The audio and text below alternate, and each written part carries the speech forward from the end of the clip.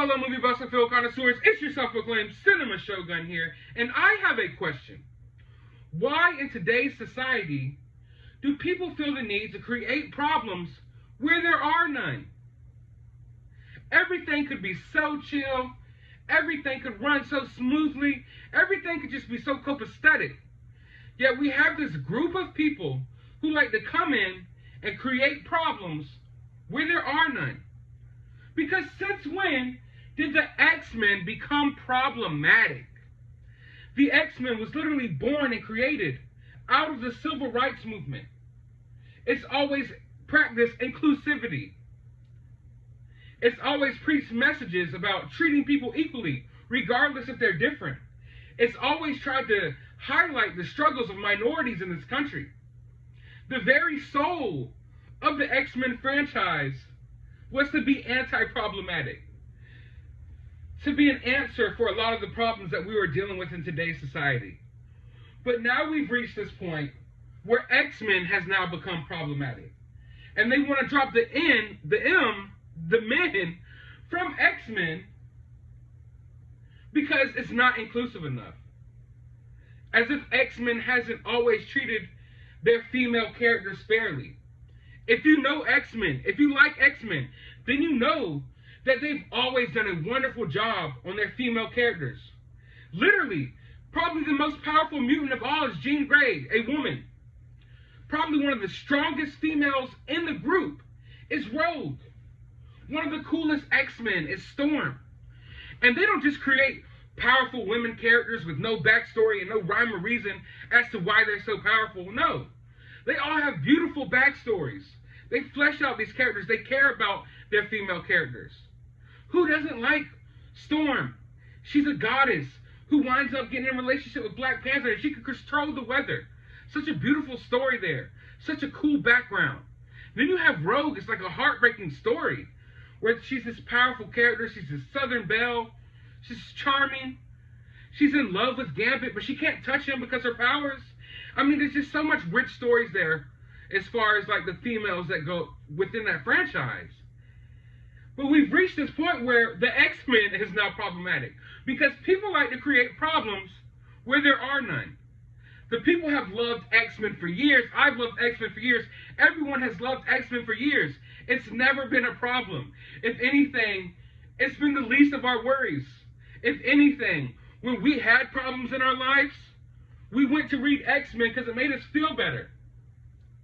And I feel like it's a slap into the face of the people who created the X-Men for the sole purpose of being inclusive, for the sole purpose of shedding light on the civil rights movement, and now you're just slapping them in the face like they were problematic, and they created this problematic franchise. And then we have Marvel, who has just made Victoria Alonso president. They promoted her to president of physical, post-production, VFX, and animation. Yes, she's one of the main people who's been championing this, oh, we need to remove men from X-Men. But why does Marvel and Disney continue to hire these people who absolutely hate these characters? And I'm not trying to embellish anything. A lot of the people that Marvel and Disney's hiring to take care of their Marvel and Star Wars IPs are people who literally hate the franchises and literally hate the fans in the franchises. There is no excuse why the president of Marvel doesn't like the X-Men. You hear someone say, oh, I feel like X-Men is problematic and not inclusive enough. Oh, you don't need a job here anymore. But no, you say something stupid like that at Marvel, and you get a fucking promotion to president. And that just lets me know their mindset. It lets me know where they're at with this. They're not stupid. They're not making these dumb decisions. A lot of people just think they're stupid. They don't understand the franchises they have. No. I feel like they're trying to stall us out here because they're scared of us. People like me, people like you, people like me who has a wall full of X-Men and Marvel figures behind me, they know that we know these characters more than they do. They know that me sitting at home ranting on this YouTube video knows way more about their properties and their characters than the people that they're paying millions of dollars to make these movies for them. And they're scared, they're terrified of it. because they don't want to have to understand these characters. They don't want to have to put their effort into these movies. They only want these movies to be vessels for certain messages, certain political agendas, and they don't want to put that effort. And they know that they could try to stall out the fan bases and try to create this new fan base of people who just don't care about anything, who don't really like these characters, who are there to cheer on the social messages. Like, everyone, let's go to see Shang-Chi. Not because we know who Shang-Chi is, not because we like Marvel, but because they keep preaching that it's the first Asian movie ever, so we gotta go to Virtue Signal to our friends. And that's where we're at now. Because when we reach this point, when we reach the point where X-Men has become problematic, where there's discussions from the president of Marvel that the X-Men is problematic, we've reached the point of no return, guys. And like I said, I feel like they're trying to stall us out. For one, they know that a lot of the hardcore fans of these comic books and these characters, they're getting older now. And I feel like they're trying to stall us out for the next decade or so to age those people out. So the people who hold the most knowledge to these characters, who've been reading these comics for the longest, you know, they're trying to stall them out until they hit the age range where they're probably no longer really concerned about comic books and things like that. They're more concerned about their health and different things like that. And then to people like me who are younger but who are hardcore fans, I feel like they feel as if they continue this bullshit for the next 5 or 10 years, they're going to shake us off. We're no longer going to care about it. We're going to find different interests. And they're going to try to, you know, tailor all these movies and properties to a younger audience who is more impressionable, who is more brainwashable, because that's what these movies are about to be. Going forward in the MCU and things like that, it's not going to be about, oh, telling good stories and making you care about these characters.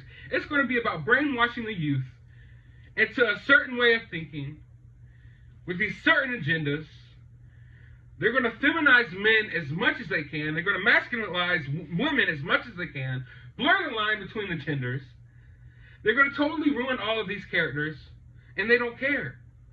Because frankly, I feel like they have enough money to stall us out. Because honestly, how many more shitty MCU movies are you going to go see? How many more rants of shitty MCU movies am I going to post on this YouTube channel? I've already given up the comics completely. I can no longer read that bullshit. And now this is going to start creeping over into the movies, the TV shows, anything, everything you love. It's not just the X-Men, okay? The X-Men is problematic today, but tomorrow it's probably going to be Spider-Man. And they're going to have to start calling him Spider, or the human spider. Because the word man is problematic. Men are problematic to them. They hate men. They absolutely hate men. That's where we're at in today's society, and it's so crazy that I'm even having this conversation right now. I have to wake up and make this video because there's fucking idiots who create problems where there are none. So yeah, that's where I'm at with this situation. I am losing all hope for Marvel in general. Because like I said, I feel like we've reached the point of no return here. And I'm starting to feel like this isn't just bad and stupid decisions made on behalf of Marvel and Disney. Repeated bad and stupid decisions. No, I feel like this is a bigger plan to stall all of us out.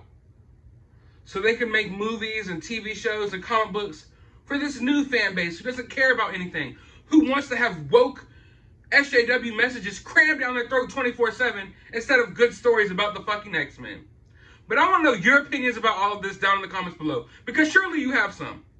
And honestly, all opinions are welcome here. But if you're someone who likes to create problems where there are none, I'm not too interested in hearing your opinion.